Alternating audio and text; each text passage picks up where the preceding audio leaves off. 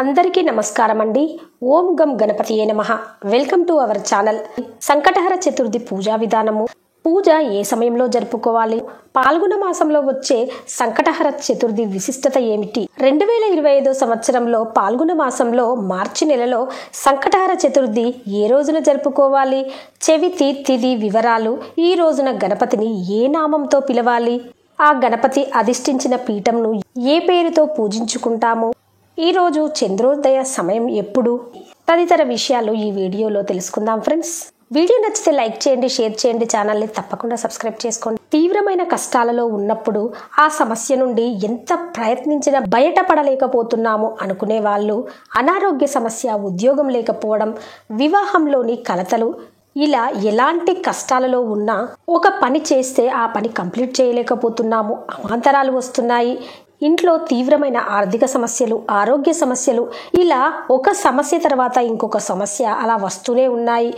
ఎప్పుడు ఏదో ఒక సమస్యతో సతమతమవుతూ ఉన్నాము అని అనుకున్న సందర్భంలో విఘ్నాలను తొలగించే ఆ విఘ్నేశ్వరుని పాదాలను పట్టుకొని ప్రతి నెల పౌర్ణమి తర్వాత వచ్చే సంకటహర చతుర్థి నాడు ఆ గణపయ్యకు సంకటహర చతుర్థి పూజ లేదా వ్రతము 3 నెలలు కానీ 5 నెలలు కానీ 9 నెలలు కానీ సంకల్పం చేసుకుని పూజ చేసుకున్నట్లయితే పనిలో చేసే ఆటంకాలు తొలగి పనులు సక్రమంగా పూర్తి చేసుకోగలుగుతాము.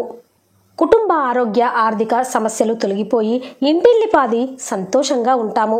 సంకటహర చతుర్థి పూజ ప్రతి నెల పౌర్ణమి తర్వాత వచ్చే చెవితి తిథి నాడు చంద్రోదయ సమయంలో సంకటహర చతుర్థి వ్రతము జరుపుకోవాలని పురాణాలు తెలుపుతున్నాయి. అయితే పాల్గొన మాసంలో చెవితి తిథి ఎప్పుడు వచ్చిందంటే స్వస్తి శ్రీ చాంద్రమానేన శ్రీ క్రోధినామ సంవత్సర శిశిర ఋతువు పాల్గొన మాసం చెవితి తిథి వచ్చేసి మార్చి 17వ తేదీ సోమవారం సాయంత్రము 5:18 నుంచి మార్చి 18 మంగళవారం రాత్రి 7:09 వరకు చెవితి తిథి ఉందండి. అయితే సోమవారము చంద్రోదయ సమయంలో చెవితి తిథి ఉంది కాబట్టి సోమవారం రోజున సంకటహర చతుర్థి వ్రతం జరుపుకోవాలి.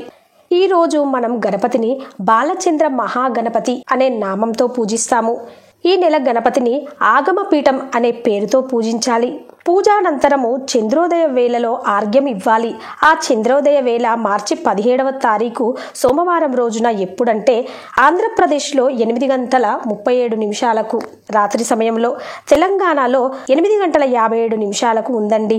ఇక పూజలోనికి వెళ్ళినప్పుడు సంకటహర చతుర్థి రోజున ఆచరించవలసిన నియమాలు ఏంటంటే ఉదయాన్నే నిద్రలేచి ఇల్లు వాకిలి శుభ్రం చేసుకొని చక్కగా తలస్నానం చేసి దేవుడి పటాలు శుభ్రం చేసుకొని మొదట నిత్య దీపారాధన చేసుకోవాలండి.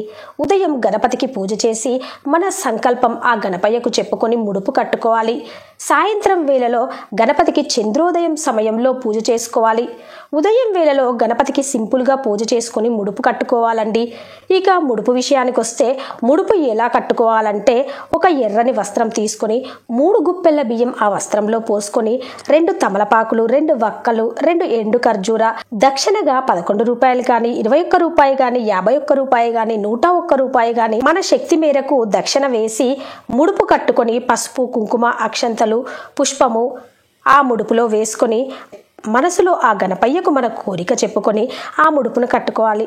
ముడుపుకు పసుపు కుంకుమ వేసుకొని గణపతికి దీపారాధన చేసి ఆ ముడుపును గణపతి దగ్గర పెట్టుకోవాలి.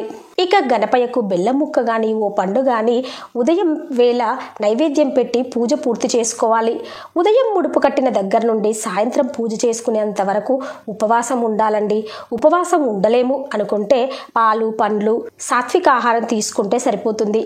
మధ్యాహ్నం వేళలో నిద్రపోకూడదు. ఇక సాయంత్రం వేళలో ప్రదోష కాలంలో అంటే సూర్యాస్తమయానికి 40 నిమిషాల ముందు అనగా సాయంత్రము 5:30 ప్రాంతం నుంచి 6 గంటల లోపు ముడుపు కట్టుకున్న మూటలో నుంచి బియ్యాన్ని తీసి ఆ బియ్యంతో పరమాన్నాన్ని కానీ పాయసం కానీ తయారు చేసుకొని గణపతికి దీపం వెలిగించి పుష్పాలతో అలంకరించి పూజ ప్రారంభం చేసుకోవాలి. మొదట పూజ చేసేటప్పుడు గణపతులు 2 ఉంటారండి. గణపతులు 2 ఉండడం ఏంటండి అని అనుకుంటున్నారా? గణపతులు 32 రకాలు ఉంటారని శాస్త్రాలు తెలుపుతున్నాయి.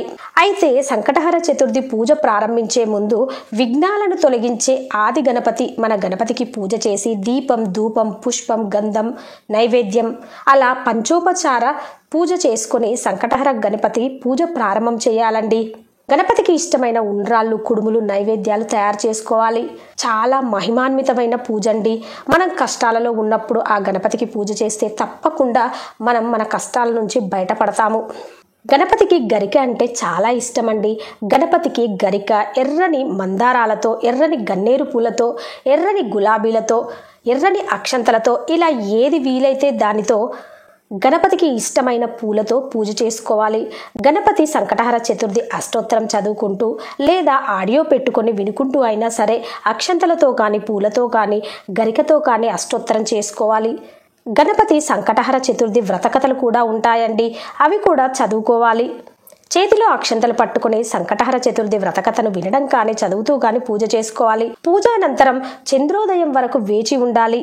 మనకు మార్చి 17వ తేదీ సోమవారం రోజు చంద్రోదయ సమయము 8:30 తర్వాత ఉందండి. పూజానంతరం ఆ టైం వరకు వేచి ఉండాలి.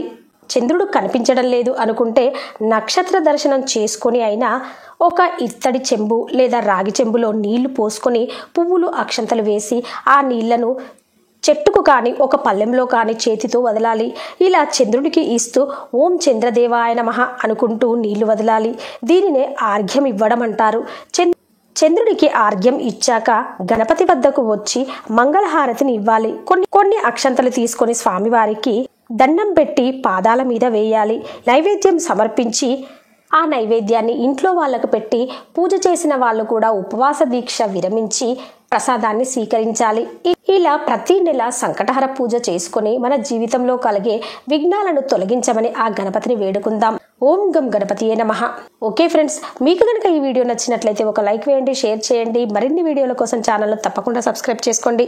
అలాగే మరవకుండా బెల్ బటన్ యాక్టివేట్ చేసుకోండి ఫ్రెండ్స్. అప్పుడే నేను చేసే ప్రతి లేటెస్ట్ వీడియో మీ మొబైల్కి నోటిఫికేషన్ రూపంలో చేరుతుంది. ఉంటానండి.